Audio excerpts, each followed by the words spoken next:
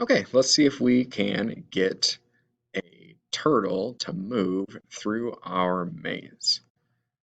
So the turtle we made so far is the one that draws the maze, and of course we want to make a separate turtle to control through the maze. So let's make that turtle. I'm gonna name my turtle Go.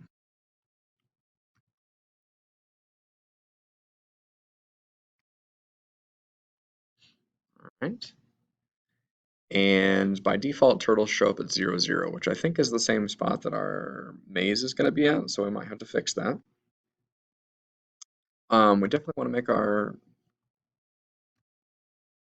turtle a different color. I'm going to use purple for right now.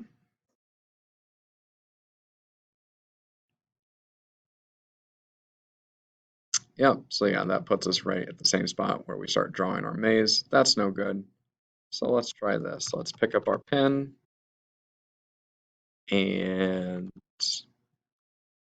go to, let's move up 20. That should put us about in the right spot. And then I am going to put the pen back down so that we draw a path as we're moving around. There we go. Our turtle is ready to rock in the middle of the maze. Now I notice with this maze, this one's not solvable. That's going to happen sometimes. I'm not too worried about it. So if that happens, just make a new one. All right. With key events, so we're going to try and control our turtle with key events. With key events, we have to make functions that respond to the keys, and then we have to connect those functions to the key event itself. We did this with mouse clicking on our turtle clicking game, where we connected the click event to then a click function. So again, we're going to have to do both of those things here. Let's see.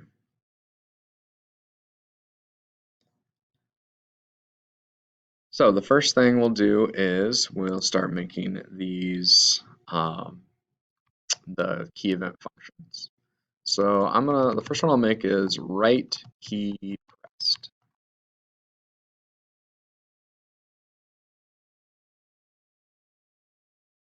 So when we press the right key, we expect our turtle to go to the right. Actually, let's do up key press first, so that we can actually see our turtle change directions because it's already facing to the right. We're eventually going to do all 4 of them. There is going to be some repetitive code here because unfortunately Turtle doesn't have a way to detect what key is pressed, and so we can't use like one function to handle all the key presses. Um, so we have to write 4 separate functions for the 4 key presses. Anyway, let's take Go and set the heading of Go so that it's facing up when it's supposed to move up. So up is 90 degrees. Again, this is, if you've been in a math class like Algebra 2 and the axes, east is 0 degrees and then it works counterclockwise from there. So set your heading and then we'll move forward some amount here. I'm going to make this 20 for right now, just to set up and you can see how this works.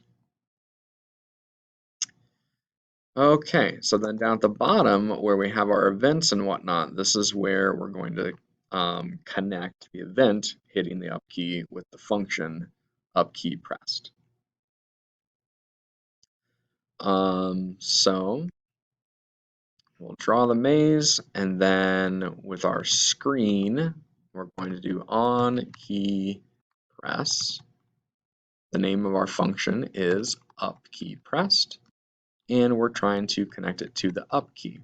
You do have to have this U uppercase. I found that it does not work with lowercase because this is an actual like code for the keyboard key up. And then we have to do wn.listen. I mentioned this last time, the thing that has to respond to an event has to be listening for that event. So let's try this. Also, make sure when you're testing it out, you have to actually click in the window. If you just start hitting up right away without clicking in the window, the ups are just going to be recorded in your console down here at the bottom. So make sure every time you click in here, otherwise it won't work. There you go.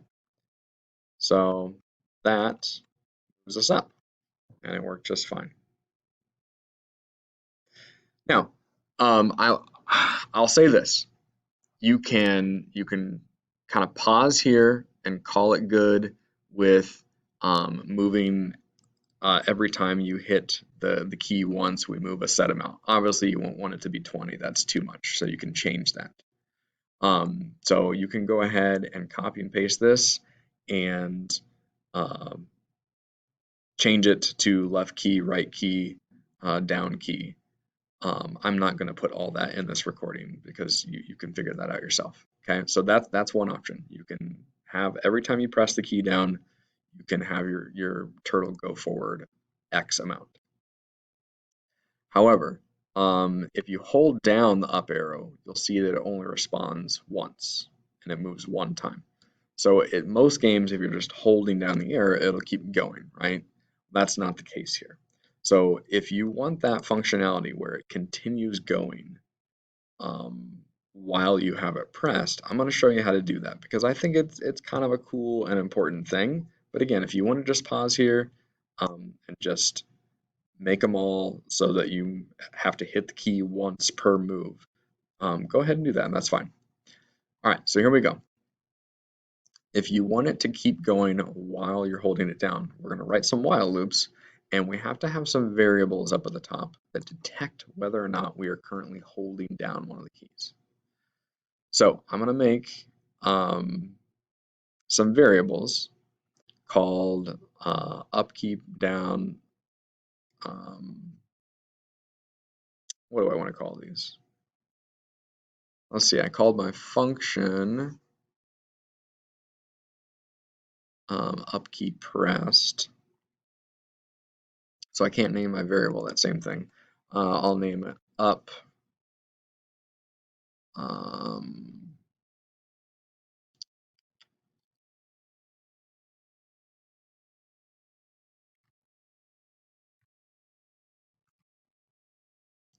So I'm going to name it up pressed. Just has to have a slightly different name than the function itself. This is going to be a Boolean variable that's going to store whether or not we are currently pressing the up arrow. All right. So we're going to go back down to our up key pressed function.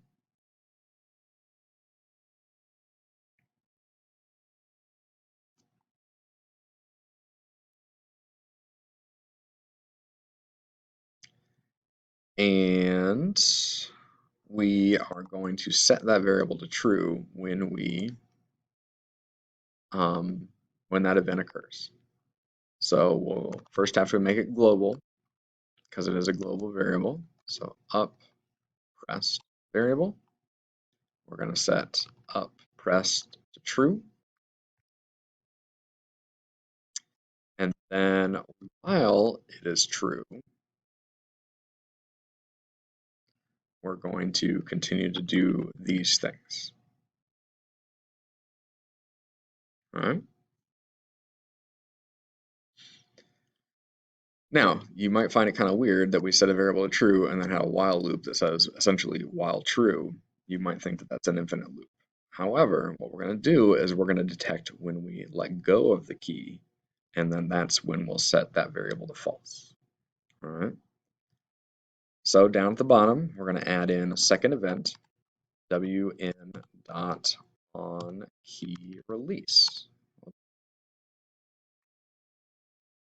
On the key release, we will call a function up key released, which we haven't made yet, but we'll do it. And then of course it's the up arrow again.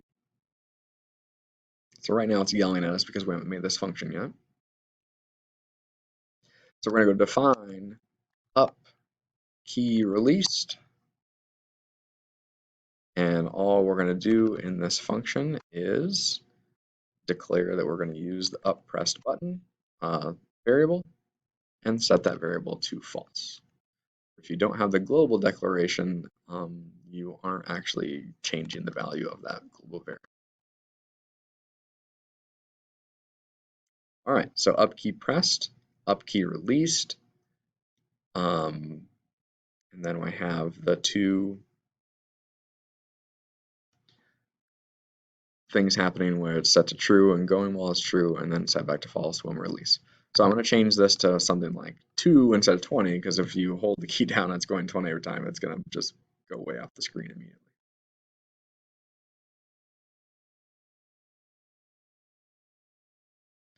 All right, so remember, again, click in the screen, and there we go. I'm holding down the key, and off it goes.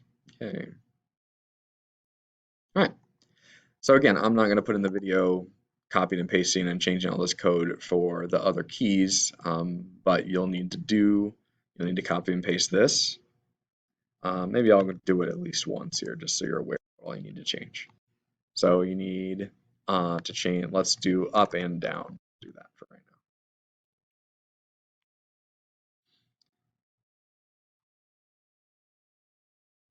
So again, ideally we'd have a function that handled all of them at once, but it just doesn't work that way in Turtle. So I have down key pressed, down key released, so that means I need to write both those functions. I'm just going to copy and paste the two functions I already have and just change all the names. This is a good time to use find and replace. But we're doing it twice, so I guess it's not too bad.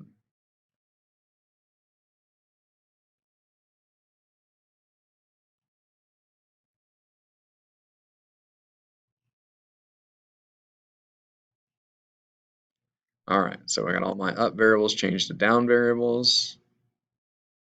And then we actually need to make our down pressed variable up at the top. All right, let's see if I got it all.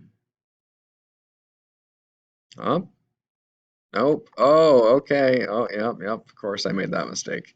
I hit the down arrow and it just kept going up. Wonder why that was. Is it perhaps because I didn't actually change what the function does? So the heading for down is 270. So again, clockwise around is 270 degrees. I think -90 would also work. And then forward 2 is fine. So once you set the heading, you should be good. Let's try that again. Up and down, hooray. There we go. So there are your key press events. You can get it changed so that it does left and right as well. All right, so then the last video will be how do I get the Turtle to detect the barriers. I'm going to put that in a separate video. It'll be real short, and I'm actually going to copy and paste the code into the announcement itself. So you're just going to copy and paste all the code right in, and I'll put it with the video. All right.